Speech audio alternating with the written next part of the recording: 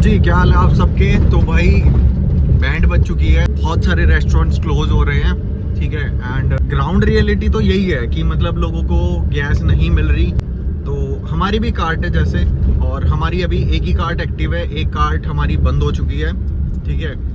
तो सोल्यूशन निकालना इसका बहुत ज़्यादा ज़रूरी है, क्योंकि मैंने कुछ जो गैस डीलर है हमारे उनसे बात की थी एंड उन्होंने बताया कि अभी भाई कुछ नहीं कह सकते कब तक ये चीज़ होगी कब तक नहीं होगी। तो मैं भी मार्केट जा रहा हूँ, मार्केट में कुछ चीज़ें एक्सप्लोर करने कि किस तरीके से हम जो पुराने टाइम में चूल्हा होता था ऐसा कुछ जुगाड़ कर सकते हैं अपनी कार्ट के लिए। एक चूल्हा तो मैं ले आया था, बट एक आधा चूल्हा और चाहिए। हर जगह बात हो रही है सिलेंडर की कि भाई सिलेंडर का जुगाड़ करवा दे। किसी को अभी तक नहीं पता कि भाई कहाँ पे जुगाड़ होगा कहाँ पे नहीं होगा। तो जैसे ही मैं मार्केट में घुसा, रास्ते में मेरे को कुछ ढाबे दिखे जो अभी तंदूर यूज कर रहे थे एंड जिसमें लकड़ियां और कोयले डाल रखे थे। तो मैं भी एक गोदाम पहुंच गया जहां से मुझे लेने थे चूल्हे। मैंने कहा यार सिलेंडर तो मिल नहीं रहा, अब एक ही ऑप्शन है कि हम भी आग या फिर कोयला जलाएंगे और उससे चीजें बनाना शुरू कर देंगे। तो यहाँ पर मुझे थोड़ी वैरायटी दिखी, मैंने कहा चलो ठीक है इनमें से एक दो ले लेता हूँ और बाकी चीजें नॉर्मली हो जाएंगी। अभी सबसे बड़ी प्रॉब्लम ये है कि हमारे पास दो कार्ट्स है और दोनों कार्ट्स पे ना कम से कम 3-3 बर्नर लगते हैं। ये सामान मिला है अभी, जो सामान मिला वो अभी खरीदा है। ज़्यादा चीज़ें तो नहीं करेंगे, बट इनसे एटलीस्ट कार्ट का काम हम निकाल सकते हैं कोयला वगैरह डाल के। अभी चलते हैं फटाफट किचन पे भी हमारे पास ना एक जनरेटर रखा हुआ है जो हम कॉफ़ी के लिए लेके आए थे। तो उस जनरेटर को यूज़ करके देखना है क्या वो इंडक्शन को चला सकता है नहीं चला सकता। तो भाई जैसे ही मैं किचन पहुंचा वहां पर अपने स्प्रिंग रोल पूरी तरीके से तैयार हो रहे थे एंड अच्छी खासी क्वांटिटी में रेडी हो रहे थे और साथ में अपने जोमेटो के ऑर्डर्स भी लगे हुए थे। कहीं जाना है जल्दी करके, टाइम ही तो है खर्च करने के लिए। हम लोग तो किरासिन डाल देते हैं। हाँ क्या इसके ऊपर रखना, इनसे थोड़ा तेल लेके आइयो। कोयला मैंने कल रात को ही मंगवा लिया था, तो अब बारी थी इसे जलाने की। और मैं तो पहली बार जला रहा हूँ यहाँ पर। तो वैसे गांव में तो हमने बहुत बार ये चीज जलाई है। गांव में तो पहले हम सिंपल चूल्हा यूज करते थे सर्दियों में रोटी पकाने के लिए, और अभी देखो ये थोड़े से अलग अलग डिजाइन के आ चुके हैं। तो आग थोड़ी ठीक ठाक जल रही थी यहाँ पर, बट प्रॉब्लम ये थी इसे अंदर किचन में कैसे लेके जाएं, क्योंकि इसने ना बाहर बहुत धुआं कर दिया था। और मेरे को लगने लगा था यार ये चीज पता नहीं सही नहीं चलेगी या लंबी ज्यादा नहीं चलेगी, गैस का कुछ ना कुछ जुगाड़ करना ही पड़ेगा। आधी से जलवाऊंगा रात को, बढ़ जाएगी कि नहीं बढ़ेगी उसमें। तो अभी हम इस भट्टी को यूज कर रहे हैं अपनी मोमो चटनी बनाने के लिए, क्योंकि मोमोज की चटनी बिल्कुल खत्म हो चुकी है और स्प्रिंग रोल तो फ्राई हो जाएंगे वैसे हमारे डीप फ्रायर में, बट मोमो चटनी के लिए स्पेशली हमें आग चाहिए होती है क्योंकि वो गैस के ऊपर ही पकाई जाती है।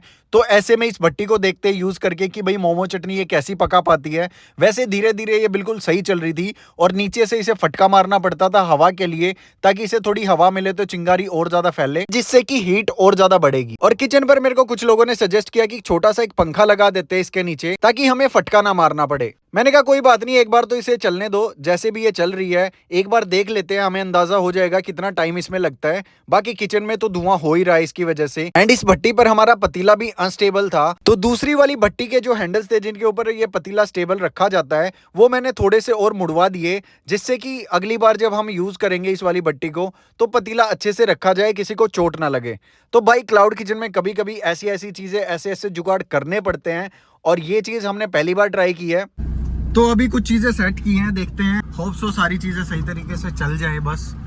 बाकी बुरा हाल है यार मार्केट में, तो जो छोटी कार्ट्स हैं छोटे रेस्टोरेंट्स हैं जिनका जुगाड़ नहीं हो पा रहा आग वाला, वो लोग अपने तरीके से या तो क्लोज ही कर रहे हैं, क्योंकि कुछ दोस्तों से बात हुई है उन्होंने बोला कि यार हम तो क्लोज ही कर रहे हैं कुछ दिन के लिए। उसके बाद मैं सीधा पहुंच गया अपनी कार्ट पर, वहां जाकर कार्ट को अच्छे से देखा कि भाई पूरी चीजें सेट है कि नहीं है। मैंने कहा यही कार्ट बची हुई है और आज की हमारे पास सिर्फ 2 किलो गैस है, तो जैसे तैसे आज हमें ठीक ठाक सेल मारनी पड़ेगी। ऑलरेडी एक कार्ट बंद होने की वजह से लॉसेस बढ़ रहे हैं, बट जोमेटो स्विगी फिर भी चल रहा है क्योंकि किचन पर इंडक्शन है बाकी चीजें हैं, तो उसकी वजह से थोड़ा बहुत सहारा है। फिर मेरी शुरू हो जाती है नाइट शिफ्ट अपने किचन पर। वहां जाकर सबसे पहले हम ऑर्डर्स बनाने लगते हैं। एंड ये हमारा ऑर्डर आया था पीयूष का, जिन्होंने हमसे पहली बार ऑर्डर किया था। एंड इन्होंने लिखा कि प्लीज इस ऑर्डर को बहुत अच्छा बनाना, मैं पहली बार ट्राई कर रहा हूं। और इसमें एक सैंडविच था, तो हमने फटाफट से सैंडविच बनाना शुरू कर दिया। एंड सच्ची में यार जब पहली बार कोई ऑर्डर करता है तो ऑब्वियसली डर तो लगता ही है कि पता नहीं पहली बार इस रेस्टोरेंट या इस क्लाउड किचन से ट्राई कर रहा हूँ, अच्छा बनेगा, अच्छा आएगा या नहीं आएगा। बट मैं हमेशा ट्राई करता हूँ, पहली बार हो चाहे 5वीं बार हो चाहे 10वीं बार हो, बंदे को हमेशा चीज अच्छी मिले, ये हमारी हमेशा कोशिश रहती है। एंड अभी हाल ही में हमने अपनी पैकेजिंग को अच्छे तरीके से चेंज किया है और ज्यादा प्रीमियम किया है, जिसकी वजह से हमारे जो ऑर्डर्स है वो बहुत सही तरीके से जा रहे हैं। एंड जब जब हम स्टिकी नोट्स यूज करते हैं और कस्टमर से रिक्वेस्ट करते हैं कि भाई प्लीज हमें रेटिंग करो, उसका बहुत ज्यादा फर्क पड़ता है। बट अभी ऑर्डर्स इतने ज्यादा बढ़ गए हैं कि हमारे लिए लिखना बहुत ज्यादा मुश्किल हो गया है। और ये देखो ये सैंडविच कितना कमाल का बना। इस सैंडविच को हम अच्छे से कट करेंगे एंड कस्टमर के लिए बॉक्स में पैक करेंगे। अभी के लिए मैं पिज्जा बॉक्सेस यूज करता हूं फुल सैंडविच के लिए, एंड जो हाफ सैंडविच होता है हमारा उसको हम पैक करते हैं सैंडविच बॉक्स में। पिज्जा बॉक्स हम इसलिए यूज करते हैं क्योंकि हमारा जंबो सैंडविच है और वो बहुत अच्छे तरीके से उसमें चला जाता है। बट अभी भी एक प्रॉब्लम है, वो बहुत प्रीमियम क्वालिटी का नहीं है बॉक्स, उसके लिए मेरे को गुड़गांव या दिल्ली जाना पड़ेगा अच्छी क्वालिटी के सैंडविच बॉक्स ढूंढने के लिए। और ये देखो ये हमने नए अपने कंटेनर मंगवाए हैं मैगी के लिए, क्योंकि बहुत सारे कस्टमर की शिकायत आ रही थी कि यार ग्लास में मैगी देते हो। ऑल्दो मेरे को तो कूल लगती है ग्लास में मैगी, बट बहुत सारे कस्टमर कह रहे थे खाने में बहुत ज्यादा प्रॉब्लम हो जाती है, लोग अजीब तरीके से देखते हैं जब हम इस ग्लास में मैगी खाते हैं जब भी वो बाहर होते हैं। तो मैंने कहा ठीक है भाई इनको चेंज कर देते हैं। और अभी हमारी पैकेजिंग ये वाली है और ये बहुत ही अच्छी और प्रीमियम है। इसके बाद हमारे पास एक ऑर्डर आता है एक ऐसे कस्टमर का जो हमारे बहुत पुराने कस्टमर हैं और जो हमारी कार्ड्स पर भी आ चुके हैं। तो जब भी कोई ऐसा पुराना कस्टमर मेरे को ऑर्डर करता है तो वो स्पेशली नोट लिख देते हैं जोमेटो के ऊपर कि भाई मैं वो वाला कस्टमर हूं एंड आप मेरे तरीके से इस ऑर्डर को बनाना। क्योंकि कुछ कस्टमर स्पेशल होते हैं ना जो अपने तरीके से डिमांड करते हैं या फिर वो कॉल करके बता देते हैं। तो वो चीज़ मैं अपने एम्प्लॉइज को भी बताता हूं कि यार जैसे कस्टमर डिमांड करे उस चीज़ को जितना हो सके उतना उसके अकॉर्डिंग कंफर्टेबल बना दो, ताकि वो कस्टमर को वो टेस्ट हमेशा मिले। एंड अभी मेरी शिफ्ट रात को ही चल रही है किचन पर, क्योंकि दिन में तो बाकी एम्प्लॉइज संभाल लेते हैं कार्ड्स को और बाकी चीजों को। रात को स्पेशली मेरे को यहां पर होना पड़ता है एक एम्प्लॉय के साथ। एंड अभी तो यार ये हाल है कि रात को 2 बंदों से भी चीजें हैंडल करना बहुत ही ज्यादा मुश्किल हो जाता है एक बारी में, जब 9 ऑर्डर्स हमारे लग जाते हैं। और अभी तो जो एलपीजी क्राइसिस चल रहा है जिसकी वजह से मैंने ये सुना कि कुछ क्लाउड किचन या रेस्टोरेंट जो है वो बंद हो चुके हैं और कुछ ने अपने प्राइसेस हाई कर दिए हैं। तो यार हमने तो कोई प्राइसेस नहीं बढ़ाए, क्योंकि यार देखो कुछ दिन की बात है, ऐसे में अभी जो है हम अपने कस्टमर्स के साथ ऐसे नहीं कर सकते कि एकदम से प्राइसेस हाई कर दो। कभी कभी बिजनेस में ऐसा टाइम भी आता है जब आपको थोड़े बहुत कम मार्जिन के साथ या थोड़े से लॉस के साथ चीजें बेचनी पड़ती हैं। तो मेरे हिसाब से तो सब ठीक है यार, थोड़ा थोड़ा करके ऐसे ही कर लेंगे चीजों को। बाकी इस टाइम तक हमारे पास इतने ऑर्डर्स आ चुके थे कि बीच में मेरा कैमरा बंद हो चुका था, क्योंकि जिस टाइम पे हाई ऑर्डर्स होते हैं मैं फोन को एक साइड में रख देता हूं, उस टाइम पे शूट करना बहुत ही ज्यादा मुश्किल हो जाता है। और कभी कभी गुस्सा सिर्फ इस बात पे आता है कि कुछ ऑर्डर्स की वजह से जो कैंसिल वाले होते हैं उनकी वजह से बाकी ऑर्डर्स भी डिले हो जाते हैं। अब ये पता नहीं लगता कि कौन सा ऑर्डर कैंसिल होगा इतनी रात को, कौन सा नहीं होगा, बाद में पता लगता है। और बाद में इतनी फ्रस्ट्रेशन होती है कि यार इसी ऑर्डर की वजह से हमारा दूसरा ऑर्डर जो है जो एक रियल कस्टमर को जाना था वो डिले हो गया। तो रात को 3:30 बजे तक हमने अच्छे से सारे ऑर्डर्स कंप्लीट किए एंड कोल्ड कॉफी वाला भी इशू हमारा सोल्व हो चुका है। पहले इसमें झाग बहुत ज्यादा बनते थे, तो अभी हमने सिर्फ यही किया कि हम कोल्ड कॉफी को थोड़ा बनाकर रख देते हैं। एक बार उसके झाग जब सेटल हो जाते हैं तो उनको हटाकर नॉर्मली कोल्ड कॉफी डाली जाती है बोतल के अंदर, जो बहुत अच्छे तरीके से कस्टमर तक जा रही है। एंड जल्दी हम इसे कार्ट पर भी लॉन्च कर देंगे। तो ये एक बहुत सही चीज हुई हमारे साथ। और अभी जब ये एलपीजी क्राइसिस चल रहा है तो मैंने एक चीज नोट की है, नॉर्मली मार्केट में हम जब कार्ट लगाते हैं तो वहां पर ना लोग मार्केट में बहुत कम दिखाई देते हैं, ज्यादा लोग नहीं होते। क्योंकि मेरे को लगा था कि बाकी के कार्ट्स बंद होने से सेल्स एकदम से हाई जाएगी जो कार्ट्स ओपन है, बट ऐसा नहीं हुआ। सेल्स उसी लेवल के साथ चल रही है जैसे पहले चल रही थी, उसमें कोई भी चेंज नहीं हुआ।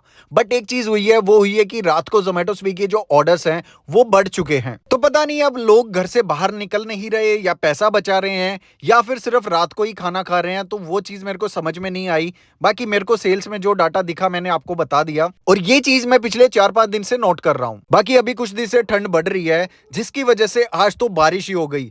मैंने कहा यार सीरियसली, कभी बारिश हो रही है कभी एलपीजी खत्म हो रही है, ये चल क्या रहा है। मतलब किचन के बाहर जैसे ही मैं निकला वहां पर मेरे को बारिश दिखी। राइडर ने मेरे को बताया कि यार अब ऑर्डर लेके जाना था, कैसे लेके जाऊं समझ में नहीं आ रहा। आसमान में बिजलियां चमक रही हैं। मैंने कहा भाई कभी ना काम मत करने दियो, पता नहीं क्या सीन चल रहा है। पहले एलपीजी वाला पंगा हो गया, अब बारिश। जोमेटो मत चलने दियो, है ना।